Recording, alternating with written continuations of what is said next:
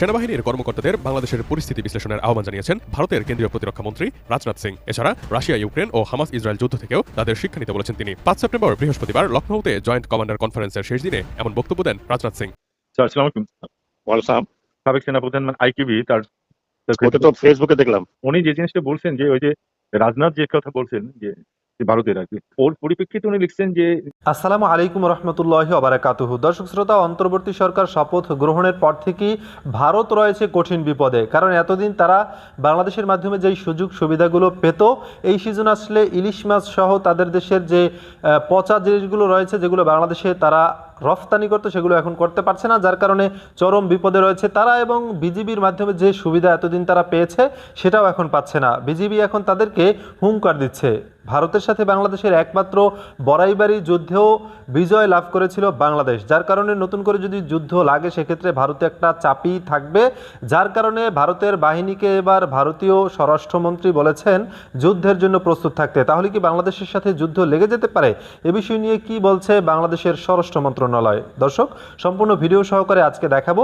মূল ভিডিও শুরু করবো তার আগে ছোট করে একটা কথা বলতে চাই। আপনি যদি প্রতি মুহূর্তের আপডেট নিউজগুলো সবার আগে পেতে চান অবশ্যই চ্যানেলটি সাবস্ক্রাইব করে রাখবেন। দর্শক, প্রথমেই দেখে আসবো ভারতীয় স্বরাষ্ট্রমন্ত্রী যুদ্ধের জন্য প্রস্তুত থাকতে বলেছে ভারতীয় বাহিনীকে। বিগত 15 বছরে বাংলাদেশের বিভিন্ন ইস্যুতে ভারতের অযাচিত হস্তক্ষেপ ও ভারতের কর্তৃত্ববাদী আচরণের ফলে বাংলাদেশিদের মধ্যে ভারত বিরোধিতা জোরালো হয়। ক্ষমতার পালাবদল, সদ্য ক্ষমতাচ্যুত শেখ হাসিনার পালিয়ে ভারতে আশ্রয় নেওয়া, সাম্প্রতিক বন্যা, সীমান্ত হত্যা সহ নানা ঘটনায় ভারত বিদ্বেষ তীব্র আকার ধারণ করেছে। বাংলাদেশের সাথে তুলনামূলক শীতল সময় পার করতে থাকা ভারতের প্রতিরক্ষামন্ত্রী এবার তার সেনাবাহিনীর কর্মকর্তাদের বাংলাদেশের পরিস্থিতি বিশ্লেষণের আহ্বান জানিয়েছেন। এমন একটি সময়ে এই নির্দেশনা আসলো যখন শেখ হাসিনা সহ দলের শীর্ষ নেতাকর্মীদের বিরুদ্ধে একের পর এক মামলা হচ্ছে। একই সাথে শেখ হাসিনাকে দেশে ফিরিয়ে বিচারের মুখোমুখি করার দাবিও জোরালো হচ্ছে। আরও জানাচ্ছেন ইমতিয়াজ আলম।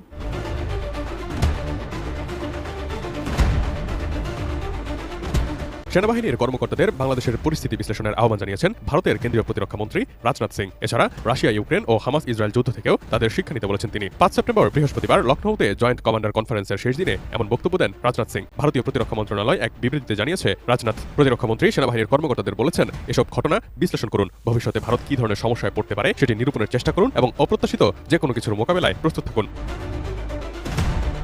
তিনি আরও বলেছেন, ভারত চীন সীমান্তে ও প্রতিবেশী দেশগুলোতে যা হচ্ছে সেটি এই অঞ্চলের শান্তি ও স্থিতিশীলতাকে হুমকির মুখে ফেলছে। भारत दुनिया का अकेला देश है जिसने सारे विश्व को वसुधैव कुटुंबकम का संदेश दिया है। भारत सदैव विश्व शांति का पुजारी रहा है और आगे भी रहेगा। लेकिन आज जैसी वैश्विक परिस्थितियां हैं उनको देखते हुए मैंने यही सारे अपने आर्मी कमांडर्स को मैंने कहा था कि विश्व में शांति की स्थापना के लिए और स्वयं भारत में भी शांति की स्थापना के लिए सदैव हम लोगों को युद्ध के लिए तत्पर रहना चाहिए, तैयार रहना चाहिए। इस उद्देश्य कहा था ताकि किसी भी सूरत में हमारी शांति भंग न होने पाए। গত ৫ আগস্ট ছাত্র জনতার আন্দোলনের মুখে ভারতে পালিয়ে যান সাবেক প্রধানমন্ত্রী শেখ হাসিনা। হাসিনার পালানোর বিষয়টিকে বেশ গুরুত্বের সঙ্গে নেয় ভারত। শেখ হাসিনা যখন দিল্লিতে পৌঁছান তখন ভারতীয় প্রধানমন্ত্রী নরেন্দ্র মোদী উচ্চপদস্থ কর্মকর্তাদের নিয়ে একটি জরুরি বৈঠক করেন। কাঠ ও পিভিসি ম্যাটেরিয়ালের সংমিশ্রণে তৈরি আধুনিক আরএফএল উডিডো, কাঠের চেয়েও কঠোর। দক্ষিণ এশিয়ায় ভারতের সবচেয়ে বড় মিত্র ছিলেন শেখ হাসিনা। তার আমলে বাংলাদেশ ও ভারতের মধ্যে বেশ কয়েকটি চুক্তি হয়েছে। এছাড়া নেওয়া হয়েছিল বড় বড় প্রকল্প। যখন শেখ হাসিনার পতন হয় তখন এসব প্রকল্প নিয়ে চিন্তায় পড়ে যায় দেশটি। তবে এখন অন্তর্বর্তীকালীন সরকারের প্রধান উপদেষ্টা ডক্টর মোহাম্মদ ইউনূসের নেতৃত্বাধীন সরকারের সঙ্গে কাজ করে যাওয়ার ঘোষণা দিয়েছে নয়াদিল্লি। প্রতিরক্ষামন্ত্রীর নির্দেশনার বিষয়টি এমন একটি সময় সামনে এসেছে যখন ভারতের সংবাদ সংস্থা পিটিআইকে দেওয়া একটি সাক্ষাৎকারে ইউনূস ইঙ্গিত দিয়েছেন শেখ হাসিনাকে ফেরত এনে বিচারের মুখোমুখি করার। ডক্টর ইউনূস পিটিআইকে বলেন, শেখ হাসিনা ভারতে অবস্থান করায় কেউই স্বাচ্ছন্দ্য বোধ করছে না। তার বিচার করার জন্য আমরা তাকে ফেরত আনতে চাই। তিনি ভারতে রয়েছেন এবং সেখান থেকেই মাঝে মাঝে কথা বলছেন। এটি সমস্যা তৈরি করছে। তিনি যদি চুপ থাকতেন তাহলে আমরা ভুলে যেতাম। মানুষও এটি ভুলে যেত যদি তিনি নিজের জগতেই থাকতেন। কিন্তু তিনি ভারতে বসে বসে কথা বলছেন এবং দিক নির্দেশনা দিচ্ছেন, যেটি এখানকার কেউই পছন্দ করছে না। দুই দেশের মধ্যে তুলনামূলক শীতল অবস্থা এখন কূটনৈতিক সম্পর্ককে কোন দিকে নিয়ে যায় সেটি এখন দেখার বিষয়। দর্শক শুনছিলেন, বিস্তারিত এই সম্পর্কে আপনাদের মতামত কমেন্টে লিখে পাঠাবেন। এবার দেখে আসবো এ নিয়ে বাংলাদেশ কি বলছে। সাবেক সেনাপ্রধান আইকিবি তার ওটা তো ফেসবুকে দেখলাম। উনি যে জিনিসটা বলছেন যে ওই যে রাজনাথ যে কথা বলছেন যে ভারতের আর কি, ওর পরিপ্রেক্ষিতে উনি লিখছেন যে আমাদের এইসব আইন শৃঙ্খলা রক্ষার দায়িত্ব থেকে এক সেনাবাহিনীকে যে একটা প্রস্তুতি নিয়ে রাখার জন্য তার যে মূল কাজ, হ্যাঁ, সেই আর কি প্রস্তুতি রাখার জন্য। না ঠিক, হয়তো ঠিকই বলছে, কিন্তু এই মুহূর্তে যেহেতু পুলিশ এখনো কোনো অ্যাক্টিভ না, এখন আর্মি বিভিন্ন জায়গায় হচ্ছে। আর আমি যেটা মনে করি যে ইন্ডিয়া বাংলাদেশকে অ্যাটাক করবে, এরকম বোকামি তো করবে না এই কারণে, তাহলে India will be totally condemned. আর বাইরে যে ডিভিশন গুলো আছে অ্যারাউন্ড ঢাকার বাইরে, ওরা কিন্তু এত কমিটেড না। যেমন বলি সিলেটে বা চিটাগং হিল ট্র্যাক্টে বা রামুতে, ইভেন যশোরের কথাও যদি বলি, ওরা এত কমিটেড না। যত সমস্যা তো ঢাকাতে হচ্ছে বেশি। তো ওই দিক থেকে আমার মনে হয় না যে আমাদের খুব মানে চিন্তা যে আমাদের সামরিক বাহিনী এই কাজে ব্যস্ত। এই কাজটা হলো ঢাকায় বেশি, কারণ ঢাকায় পুলিশের যে অবস্থা, পুলিশ এখনো পর্যন্ত কনফিডেন্ট পায় না, সব রাতের বেলা পুলিশ বাইরে থাকে না, ভয় পায়, হ্যাঁ, যে পাবলিক কখন কি করে। তো সেই সব কারণে সেনাবাহিনী থেকে বাইরে থাকতে, এটা তো এদের কাজ না। আর মার্শাল ল না, যে মার্শাল ল হচ্ছে এরা। আর রাজনাথ সিং তাদের বিভিন্ন কনটেক্সটে কথা বলেছে, কিন্তু ইন্ডিয়াতে ইমেচিওর হবে না যে বাংলাদেশকে তারা অ্যাটাক করবে। বাংলাদেশের মতো ইন্ডিয়ার সামনে একটা ইন্ডিয়ার মিলিটারি মাইক, হ্যাঁ, যে যার একটা জিও পলিটিক্যাল অ্যাম্বিশন আছে, যে সে এই অঞ্চলে এশিয়াতে এবং বিশ্বে পরাশক্তি হিসাবে দেখতে চায়, তার যে কন্টেস্ট, সেই কন্টেস্টটা হচ্ছে চায়নার সাথে। ইভেন পাকিস্তানকে তারা কোনো থ্রেট মনে করে না, আর বাংলাদেশ তো পাকিস্তানের পর্যায়ে না। এখন তারা যদি এটা করে শেখ হাসিনাকে সামনে রেখে, বা তার শেখ হাসিনা উৎখাত হওয়ার কারণে, তাহলে ইন্ডিয়া তো বাংলাদেশে অ্যাটাক করলে তারই ক্ষতি হবে বেশি। আর এখন একটা সভরেন কান্ট্রিকে অ্যাটাক করে এইভাবে তো কেউ থাকতে পারে না।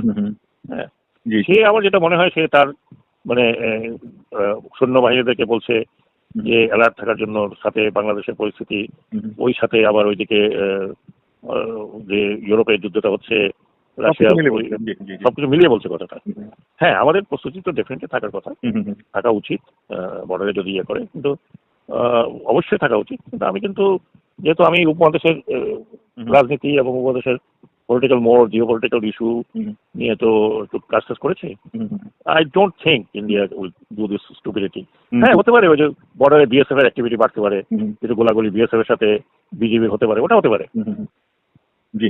কিন্তু একেবারে আর্মি এসে অ্যাটাক করবে বাংলাদেশ, সেই বাংলাদেশ এখন নাই, সে অবস্থা নাই। সেই অবস্থা নাই। স্যার একটু অন্য প্রসঙ্গে একটু বলতে, আমি যেটা শুনি নাই, ও কি কি বলছে আমি বলতে পারবো না। হ্যাঁ, মানে ওই যেটা বললাম, আমি যেটা বললাম মূল কথাটাই ওই। আমি না, এখনো বাংলাদেশের এই অবস্থা, এরকম একটা রক্ত ঝরা অভ্যুত্থানের পরে, এবং যেটা পুরাটা পুলিশ ইউজ করা হয়েছে এইভাবে to kill thousands of people, thousands of student, thousands of young people. হ্যাঁ, কাজেই পুলিশের তো একটা, আমি তো 7-8 দিনে কোনো রকম পুলিশকে বাইর করলাম যে যাতে অন্তত পুলিশ আছে এটা লোকে বুঝুক। কিন্তু আমি পুলিশের সাথে এখনো যে কথাটা বলি, এরা এখনো দে আর নট কনফিডেন্ট, তারা তো কোনো কনফিডেন্স পাচ্ছে না। একটা হচ্ছে যে তারা এত খারাপ কাজ করেছে, এটা তো ভিডিও দিস দ্যাট প্রতিদিন হচ্ছে না। যদিও আমাদের ছাত্ররা যারা এখন মোটামুটি সমন্বয়কারী বলা হয়, বা তাদেরকে নেতাই বলবো, তারা কিন্তু পুলিশ নিয়ে কোনো কমেন্ট করছে না, পুলিশ এটা অত্যাচার করছে, এটা করছে, এই করছে, দে আর ভেরি ম্যাচিওরড সেই হিসাবে, খুবই ম্যাচিওরিটি দেখাচ্ছে। তাহলে তারা তো কত কিছু করতে পারতো। কিন্তু ঘটনাটা করছে যে পুলিশের পরে পুলিশের উপরে অ্যাটাক তো হয়েছে, তাই না? অ্যাটাক হয়েছে, নির্মম ভাবে পুলিশেরও হত্যা হয়েছে। সেটা তো ছাত্ররা করেনি, সেটা সাধারণ মানুষ করছে, অন্যান্য থানা গুড়িয়ে দিয়েছে। তো সেই কারণে পুলিশ একটু, তারপরে পুলিশের যে অ্যাকশন যা করেছে, হয়তো সমস্ত পুলিশ না করলেও, থানা পুলিশ ইনভলভ না হলেও, সিভিল সোসাইটি কথা বলেছে, আমরা কথা বলেছি, এটা একটা সময় লাগবে এই পুলিশের এই যে এক ধরনের। আমি ওসি সাথে কথা বলতেছিলাম বেনাপোল, কারণ ওই বেনাপোলের পোর্টে অনেক শয়তানি বদমাশি করে, প্যাসেঞ্জার আসলে পাসপোর্ট নিয়ে যায়। ওসি আমাকে বললো, স্যার আমরা না, তো শুনেন, এগুলো এখন বাদ দেন, এগুলো হয়ে গেছে বলে আমাদের এখানে কিছু হয় না, তাতে আপনি চিন্তা কি, যেটা হয়ে গেছে এখান থেকে বেরোয়ার চেষ্টা করেন। আর আপনারা যদি কোনো কিছুর মধ্যে ইনভলভ না হন, থানার লোকজন, আপনারা। দর্শক দেখছিলেন বিস্তারিত। এই সম্পর্কে আপনাদের মতামত কমেন্টে লিখে পাঠাবেন। ভিডিও ভালো লাগলে চ্যানেলটি সাবস্ক্রাইব করতে ভুলবেন না। এবারের মতো এখানেই বিদায় নিচ্ছি, শীঘ্রই দেখা হবে নতুন কোনো ভিডিও নিয়ে। ততক্ষণ সকলে ভালো থাকুন, সুস্থ থাকুন। আসসালামু আলাইকুম রহমতুল্লাহি ওয়া বারাকাতুহু।